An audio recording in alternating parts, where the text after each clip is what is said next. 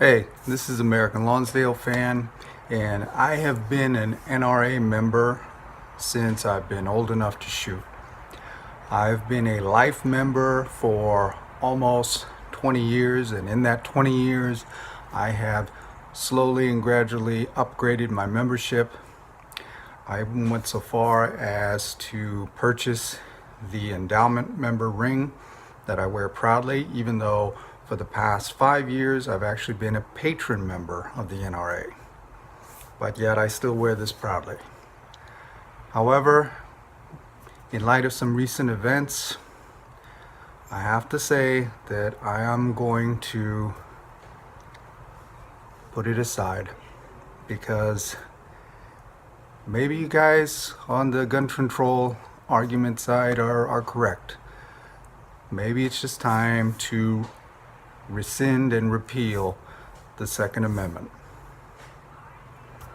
It's just truly tragic. But having said that, you have to understand a couple things. I mean, first and foremost, if you were to repeal the Second Amendment, you then pass a law saying that all firearms, no matter what kind they are now strict contraband. That becomes what we call a prohibited conduct law, meaning you're not allowed to do it anymore. You're not allowed to possess, be in control of, or own, or use any kind of firearm ever. It's strict contraband, no exception. But when you pass a prohibited conduct law, there's certain things that need to come with that. First and foremost, you have to understand that you've passed a law, now you have to implement it. And that's the hard part. You have to have some body enforce it. A institution, a group, a law enforcement agency, somebody has to enforce said law. Just because you pass a law doesn't mean it works. Secondly, you have to remember is that any prohibited conduct law you pass, you're basically stripping away people's freedoms. So it better be 100% necessary. And finally, I think you have to understand is prohibited conduct law in and of itself means that it is not proactive. You can't have a proactive prohibited conduct law. It means that somebody has to violate that law and then you can take action. You can't take action because they might. You know, you can't see somebody in a Dodge Viper and say, hey, he might break the speed limit, let's go ahead and cite him. No, he has to break the speed limit. Well, the same thing with firearms.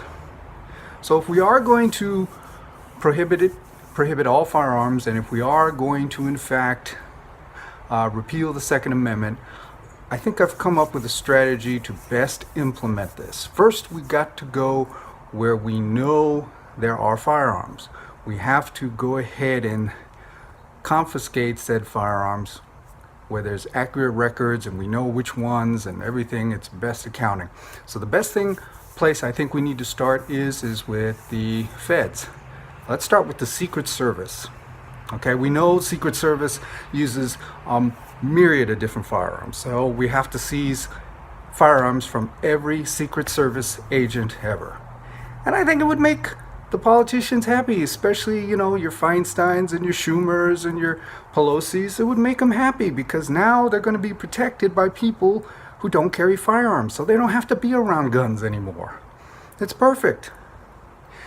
And then I think we need to start with the FBI. Many people don't realize is that when the FBI was first formed, they were just an investigation agency. They didn't carry firearms. They didn't go out in the field and do dangerous things, you know. They were just investigators. They were attorneys and accountants. So they were used to not having firearms at one time, so they can get used to it again. No big deal, right? And then you gotta go after, you know, the other agencies like the Bureau of Alcohol, Tobacco, Firearms and the IRS, because Lord knows there's plenty of cases where they really screwed up when they had to use firearms. So yeah, we'll start with the feds. And then I think it needs to go state by state. Every state has usually some kind of state police agency or something that runs statewide. And those are usually the same agencies, not always, but oftentimes the same agencies that provide protection for a lot of your pro-gun control advocacy groups and politicians. So it makes perfect sense. So all these anti-gun politicians will now no longer have to be around other firearms because their protection and their security will now be unarmed. It's perfect. Then I think we need to go after some of the big security companies, the ones that handle cash exchanges between banks, that provide safe, secure transportation to the super rich who, move valuable items to and from. They can't be armed. They're driving on our streets. I mean, that's just not safe. And also a lot of those big security companies who do bodyguard work for everybody from your Hollywood celebrities and your liberal billionaires and millionaires. I think it's perfect, and I think they'll be on they will agree with me, because now you have a very left-wing Hollywood elite who no longer has to be around firearms. He or she can be safe being protected by a security guard or bodyguard who's no longer armed. It's perfect. Yeah, I guess it also means we have to go after your local police and take their firearms. But hey, it would make groups like Antifa and Black Lives Matter feel good, right? Because now your police are unarmed. Just understand that they're not going to do a lot of the dangerous stuff. And they might just back off if they feel it's unsafe. But, but either way, it means they're not armed. It's perfect.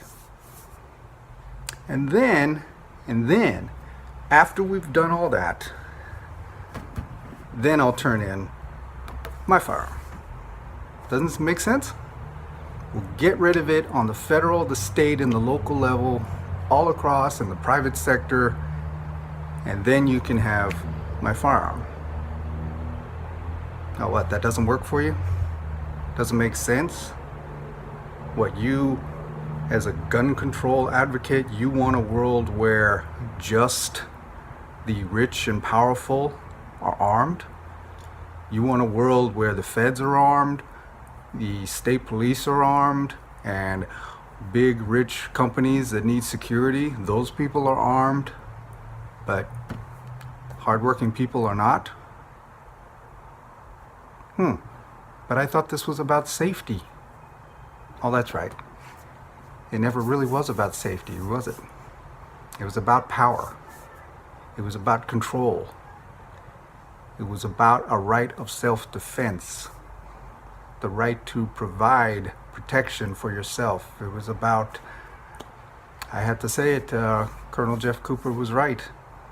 When you pick up a firearm, you are no longer a subject, you are a citizen. And as he also quoted, the criminal doesn't fear judge, jury, or police.